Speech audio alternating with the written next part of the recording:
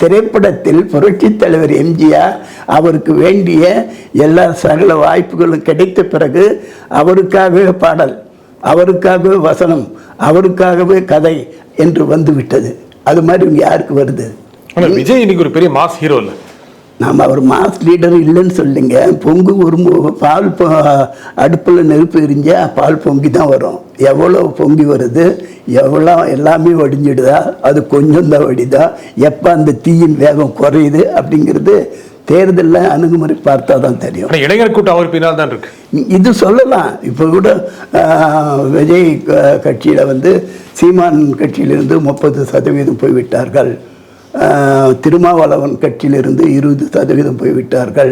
பாட்டாளி மக்கள் கட்சியிலிருந்து 10% போய்விட்டார்கள். இதெல்லாம் சொல்றாங்க. திமுக போறாங்கன்னு சொல்றாங்க. திமுக போன பத்திரிகைகள் நீங்க தான் சொல்றீங்க, எங்களுக்கு எதுவும் தகவல். திமுக இளைஞர்களே இல்லை, குறைஞ்சிட்டு வர்றாங்க.